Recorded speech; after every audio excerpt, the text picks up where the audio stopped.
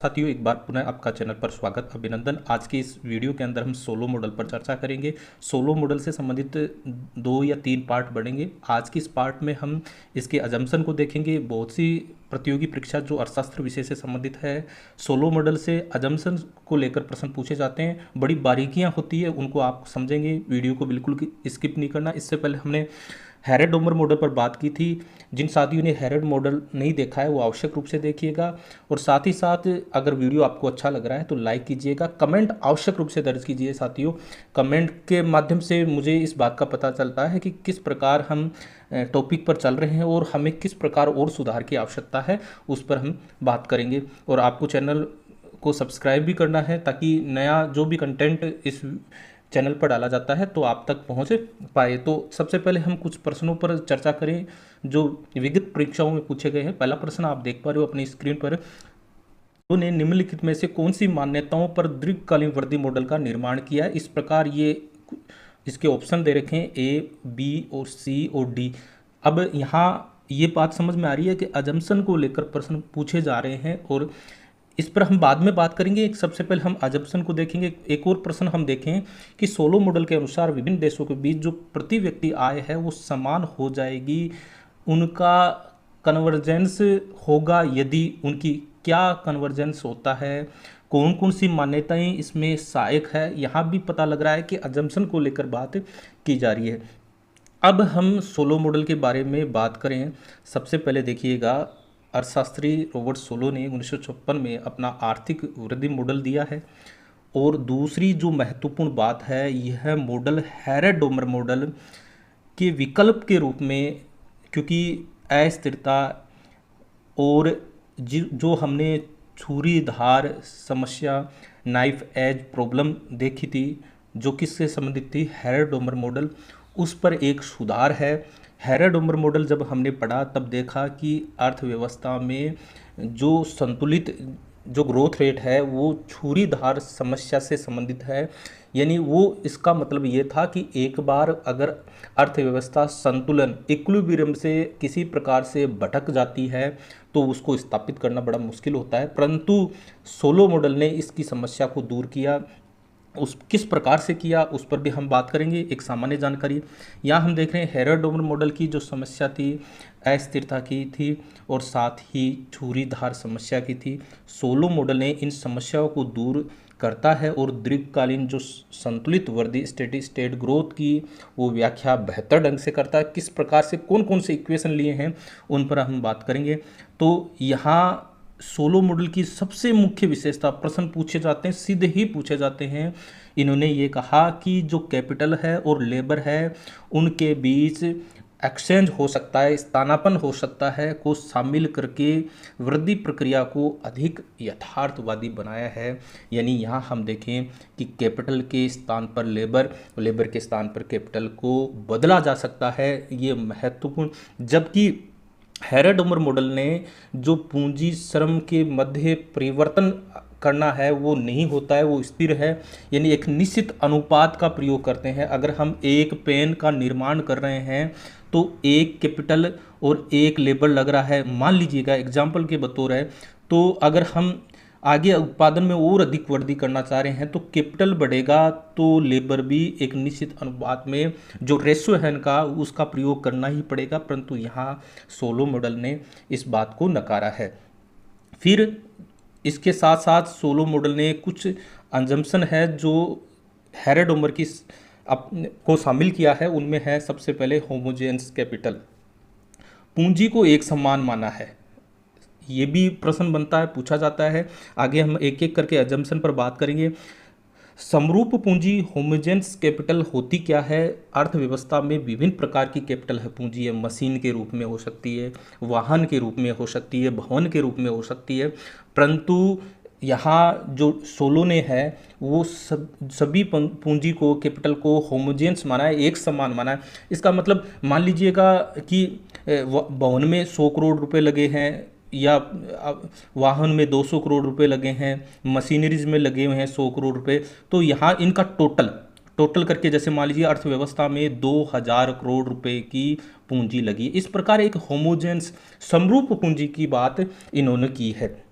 दूसरा, Solow model ने इस बात को भी स्वीकारा है, जैसा कि हमने हेराडोमर मॉडल में पढ़ा है, कि समानुपाती बचत फलन, यानी जो सेविंग रेशो है वो हम देखेंगे यहाँ ये एस, स्मॉल एस है, वो एक प्रकार से जो बचत आय का अनुपात है। चूँकि हम जानते हैं जो भी इनकम है उसका एक हिस्सा कंजप्शन कर लिया जाता है और एक हिस्सा बचत के रूप में रख लिया जाता है। और ये रेशो जैसा कि आपको पता है, मान लीजिएगा अगर 100 रुपये की आय हुई, उसमें से 20 रुपये बचत के रूप में और 80 कंजप्शन के रूप में, तो रेशो कितना आएगा, 20/80, 100, है ना।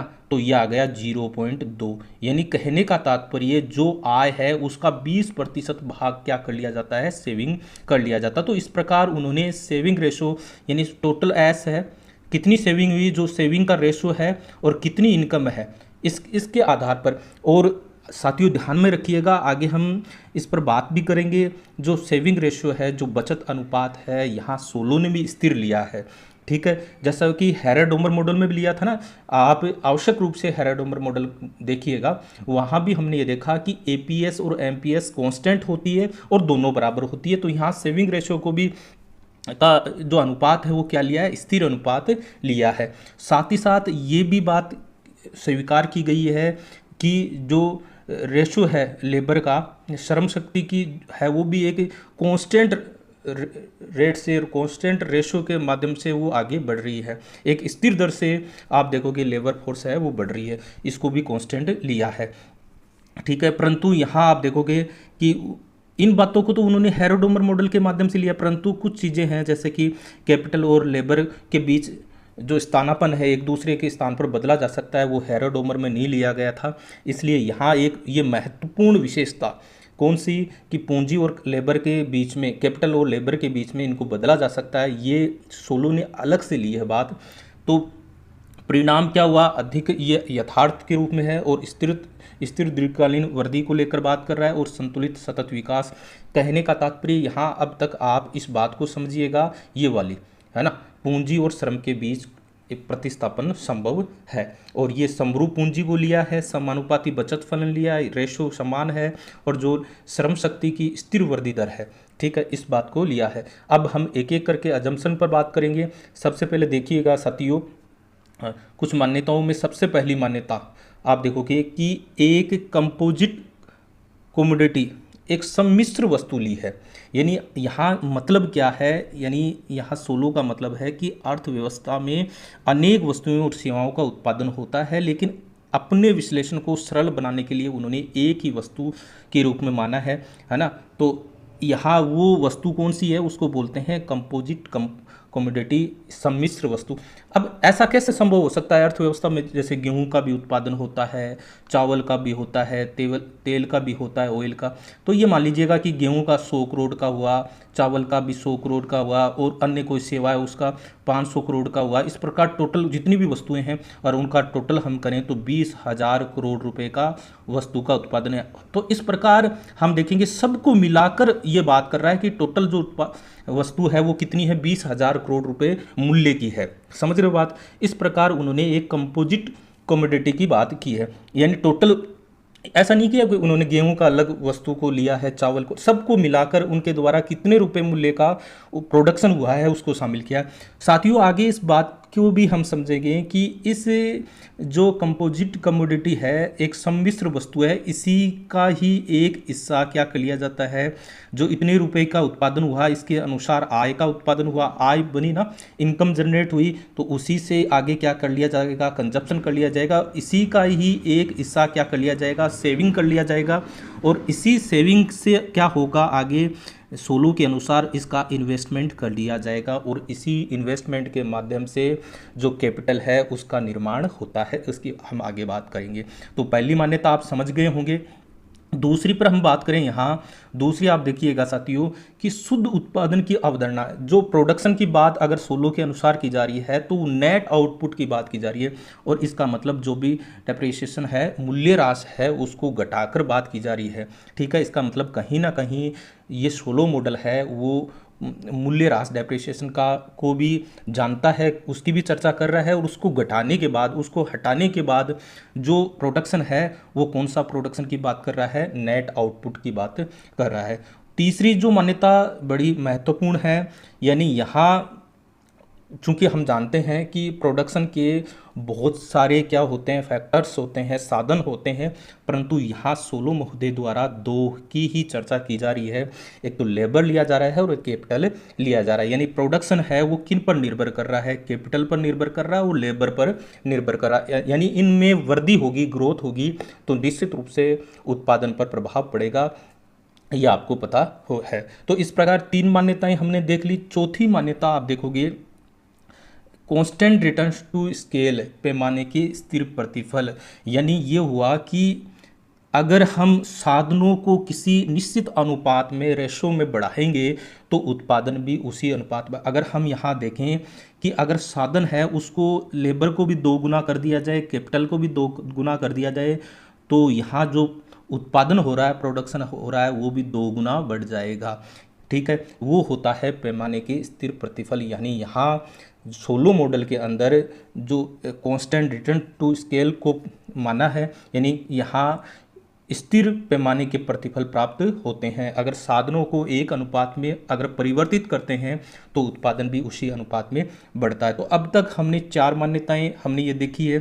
साथियों ध्यान में रखना, एक कंपोजिट कमोडिटी की बात की है, शुद्ध उत्पादन की बात की है, 2 साधन की बात की है, और पैमाने के कैसे प्रतिफल की बात कर रहा है, पैमाने के स्थिर प्रतिफल। ये प्रश्न बनते हैं, पूछे जाते हैं, ध्यान में रखिएगा। इन्हीं से ये कि पैमाने के वर्धमान प्रतिफल प्राप्त होते हैं, तो हमें पता होना चाहिए कि सोलो ने पैमाने के कौन से प्रतिफल की बात की है, कांस्टेंट रिटर्न टू स्केल की बात की है। आगे मान्यता हम देखें, अगली मान्यताओं पर बात करें तो यहाँ देखिएगा, उत्पादन के दोनों साधन, हमने देखा लेबर है, कैपिटल है, उनको जो भी उनका भुगतान किया जाता है, उनका जो पेमेंट किया जाता है, जो पे किया जाता है, वो उनकी, आप ध्यान में रखना, सीमांत वस्तु उत्पादकता, मार्जिनल प्रोडक्टिविटी के आधार पर करते हैं।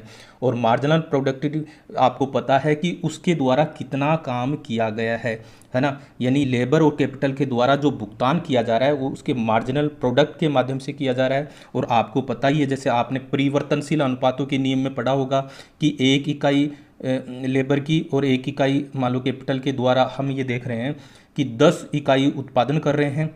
ठीक है, 1 इकाई कैपिटल है और लेबर कितना लगा दिया, 2 लगा दिया। इसका मतलब कुल उत्पादन हमारा बढ़कर कितना हो गया, 18 हो गया। इसका मतलब 1 इकाई में वृद्धि करने पर टोटल प्रोडक्शन में कितना परिवर्तन हुआ, 8 का परिवर्तन हुआ, चेंज 8 का हुआ। तो ये ही मार्जिनल प्रोडक्ट है, मार्जिनल प्रोडक्टिविटी है। और इनको जो भुगतान किया जा रहा है, पेमेंट किया जा रहा है, इनके सीमांत उत्पादन के बराबर किया जा रहा है। और आपको पता है परिवर्तनशील अनुपातों के नियम में हम पढ़ा, जैसे जैसे हम इकाइयां बढ़ाते हैं तो क्या होता है, एक बिंदु के बाद में आप देखोगे सीमांत उत्पादन है वो क्या होने लग जाता है, कम होने लग जाता है, घटने लग जाता है। तो 5वीं मान्यता आप समझ गए। और 6ठी जो मान्यता है जब सर है, बड़ी महत्वपूर्ण है, प्रश्न बहुत बार पूछे जाते हैं। कीमत और मजदूरी लोचशील होती है, फ्लेक्सिबल प्राइस एंड वेजेस। बहुत बार ये यहाँ जाकर हमेशा गलती होती है कि कीमतों और मजदूरी को स्थिर मान लेते हैं, परंतु ध्यान रखिएगा साथियों, सोलो मॉडल के अंदर कीमत यानी प्राइस और वेजेज को क्या माना है, फ्लेक्सिबल माना है। अर्थव्यवस्था में कीमतें और मजदूरी बाजार मांग और पूर्ति के अनुसार स्वतंत्र रूप से समायोजित होती है। ठीक है, सोलो मॉडल न्यू क्लासिकल परंपरा का मॉडल है, इसलिए यहाँ प्राइस है वो क्या मानी है, फ्लेक्सिबल मानी है। ठीक है, फिर अगली जो मान्यता, स्थायी श्रम स्थायी रूप से पूर्ण रोजगार में रहता है, ये मान्यता भी आपको ध्यान में रखनी है। अर्थव्यवस्था में जो आप देखोगे जितने भी लेबर है वो फुल एम्प्लॉयमेंट की स्थिति में होते हैं, सभी को रोजगार मिला हुआ होता है, और इसका मतलब अनैच्छिक बेरोजगारी का अभाव होता है। अपनी इच्छा से वो बेरोजगार है तब तो अलग बात है, परंतु कोई व्यक्ति काम करना चाहता है तो इकोनॉमी में उसको रोजगार मिलेगा, है ना। उत्पादन कैपेसिटी का पूरा उपयोग होता है। तो सोलो मॉडल में जो अजम्पशन ली गई है, फुल एम्प्लॉयमेंट को स्वीकार किया गया है, तो किसी प्रकार की अनैच्छिक बेरोजगारी ऐच्छिक हो सकती है, इच्छा से हो सकती है। भाई वो काम ही नहीं करना चाहता, उसकी बात नहीं कर रहे, जो काम करना चाह रहे हैं फुल एम्प्लॉयमेंट की यहाँ बात कर रहा है। जो अगली मान्यता, आठवीं मान्यता बड़ी महत्वपूर्ण है, ध्यान रखिएगा, प्रश्न बनता है इससे, बड़ा महत्वपूर्ण है। जो आप देखोगे लेबर फोर्स की जो वृद्धि दर है, ग्रोथ रेट है, वो बाह्य निर्धारित है, एक्सोजीनियसली है, एक्सोजीनियस है, एंडोजीनियस नहीं है। दो प्रकार के होते हैं, एक तो एक्सोजीनियस होता है और एक एंडोजीनियस, यानी या तो मॉडल के अंदर से निर्धारित होते हैं या मॉडल के बाहर से निर्धारित दिए हुए होते हैं, यानी मॉडल स्वयं उसका निर्धारण नहीं करता है। यहाँ जनसंख्या वृद्धि दर को एक्सोजीनियसली माना है, बाहर से निर्धारित है। अब ये जो इसका एक ये इक्वेशन दे रखी है, समीकरण दे रखा है, इसको हम आगे वाले वीडियो में पढ़ेंगे क्या इसका मतलब है। साथियों बिल्कुल भी वीडियो को स्किप नहीं करना, एक एक बिंदु बड़ा महत्वपूर्ण होने जा रहा है। यहाँ आप ध्यान में रखिए कि श्रम शक्ति है वो बाह्य निर्धारित है, यानी मॉडल का उस पर कोई जोर नहीं चलता है, यानी मॉडल के बाहर ये बताया गया है कि अगर ग्रोथ रेट किसकी आप देखोगे लेबर फोर्स की या जनसंख्या की जो वृद्धि दर है, मान लीजिए 2% की दर से बढ़ रही है, तो वो बाहर से निर्धारित की गई है। ऐसा समझ रहे हो बात? तो ऐसी स्थिति में है। अगली मान्यता आप देखोगे, अगली मान्यताओं पर हम चर्चा करें कि पूंजी का जो उपलब्ध स्टॉक है वो भी पूर्णतः नियोजित रहता है। अर्थव्यवस्था में उपलब्ध जो समस्त पूंजी है, कैपिटल स्टॉक है, उसका उत्पादन कार्य में पूरा उपयोग होता है। कोई भी मशीन, उपकरण या किसी प्रकार से ऐसा नहीं है कि वो ऐसे उनका प्रयोग ही नहीं होता, ऐसी स्थिति नहीं होती है। सभी का जितनी उनकी योग्यता है उसके अनुसार पूरा उपयोग होता है, ठीक है। और 10वीं जो मान्यता है, पूंजी संचय सम्मिश्र वस्तु के रूप में होता है। इसकी हमने बात की है, हमने पहले बात की ना, एक सम्मिश्र वस्तु, एक आप देखो कंपोजिट कमोडिटी की बात की, यानी अर्थव्यवस्था में हम देख रहे हैं कि 20,000 करोड़ रुपए की वस्तु का निर्माण हुआ है ना, सभी वस्तुओं के योग के हिसाब से। तो इसी का ही एक हिस्सा क्या कर लिया जाता है, सेविंग कर लिया जाता है ना। आपने पढ़ा ना नेशनल इनकम में जो आय है वो उत्पादन के बराबर है ना। तो इस प्रकार जितना उत्पादन हुआ उसके अनुसार आय जनरेट हुई, और उस आय का एक हिस्सा क्या कर लिया जाता है, सेविंग के रूप में कर लिया जाता है। और उसी सेविंग का एक हिस्सा क्या क्या फिर वही क्या है, निवेश में इन्वेस्टमेंट कर दिया जाता है, और उसी के बराबर ही क्या होता है, पूंजी संचय होता है, कैपिटल एक्युमुलेशन होता है, पूंजी संचय होता है। तो यहाँ ध्यान में रखिएगा, पूंजी संचय सम्मिश्र वस्तु का ही एक रूप होता है ना। तो यहाँ आप देखो, जिस सम्मिश्र वस्तु यानी जिस कंपोजिट कमोडिटी का उत्पादन किया जा रहा है उसी का एक भाग बचत सेविंग के माध्यम से पूंजी में परिवर्तित होकर पूंजी संचय का काम करते हैं। इसकी हमने बात कर ली, उत्पादन, बचत, निवेश, पूंजी संचय, है ना।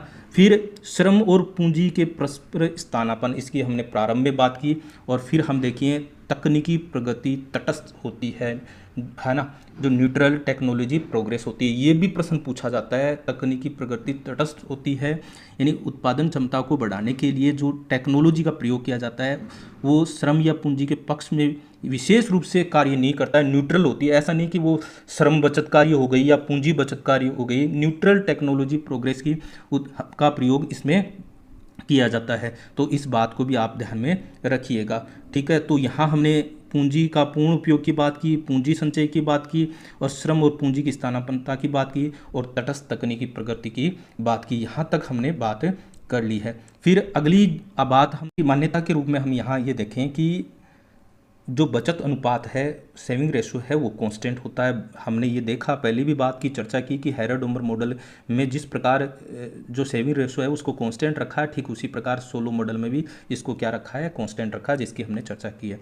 सोलो मॉडल का मुख्य निष्कर्ष जिसकी हमने बात की, सोलो ने स्पष्ट किया कि जो तकनीकी गुणांक, टेक्नोलॉजी कोफिशिएंट है, वो परिवर्तित है, वेरिएबल है, और तब ये परिवर्तित होने के कारण श्रम और पूंजी को आपस में बदला जा सकता है। अधिक श्रम का प्रयोग कर सकते हैं या अधिक पूंजी का प्रयोग कर सकते हैं, जिससे अर्थव्यवस्था स्वतः ही संतुलन की ओर बढ़ जाती है। यानी यहाँ जो पूंजी श्रम अनुपात है वो K/L है, और इसको K से, और आगे हम बात करेंगे इसको R से भी दर्शाया गया है। उन इक्वेशन की नेक्स्ट वीडियो में हम बात करेंगे। यहाँ हम ये देखें कि संतुलन को समायोजन किस प्रकार से किया जाता है। यदि प्रारंभिक पूंजी श्रम अनुपात बहुत अधिक है, पूंजी श्रम अनुपात यानी K/L, और उसमें K/L यानी ऊपर वाला मान अधिक है, तो ऐसी स्थिति में क्या होगा, जब अधिक होगा तो पूंजी की सीमांत उत्पादकता कम होती जाएगी, जैसा कि हमने परिवर्तनशील अनुपातों के नियम में भी देखा।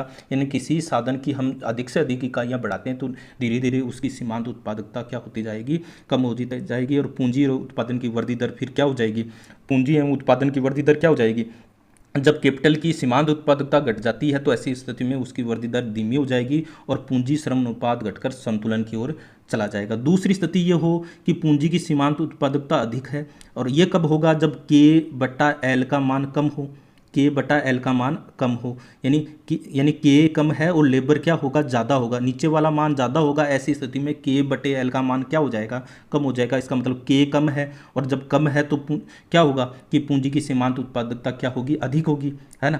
जिस साधन की कमी होगी तो उसकी सीमांत उत्पादकता क्या होगी, अधिक होती है। तो निवेश को प्रोत्साहन मिलेगा और पूंजी व उत्पादन तेजी से बढ़ेगा और पूंजी श्रम अनुपात बढ़कर दोबारा संतुलन की स्थिति में आ जाएगा। इसकी हम नेक्स्ट वीडियो में इक्वेशन के माध्यम से बड़े बेहद शानदार तरीके से इसको पढ़ेंगे। और स्थिर अवस्था जिसमें पूंजी श्रम अनुपात स्थिर हो जाता है, प्रति श्रमिक पूंजी यानी कैपिटल पर वर्कर स्थिर हो जाती है, प्रति श्रमिक उत्पादन आउटपुट पर वर्कर स्थिर रहता है, और अर्थव्यवस्था दीर्घकालीन संतुलन की स्थिति में होती है। तो ये चीज़ें तो हम नेक्स्ट वीडियो में पढ़ेंगे, है ना। अब तक हमने जो अजम्पशन है उन पर हम बात की एक एक। तो साथियों, इन अजम्पशन को देखिएगा, अधिकांश से प्रश्न है वो अजम्पशन से पूछे जाते हैं। अब हम उन प्रश्नों पर चर्चा करते हैं जो प्रारंभ में हमने देखे हैं। अब यहाँ जो हमने प्रश्न देखा था उसको देखें कि सोलो ने निम्नलिखित में से कौन सी मान्यता दीर्घकालीन वृद्धि मॉडल का निर्माण करती है, वो देखिएगा। श्रम तथा पूंजी का परस्पर स्थानापन्न किया जा सकता है, बिल्कुल सही बात है, इनको बिल्कुल स्थानापन्न किया जा सकता है उसके आधार पर। तकनीकी प्रगति कैसी है, तटस्थ है, न्यूट्रल है, ये भी सही बात है।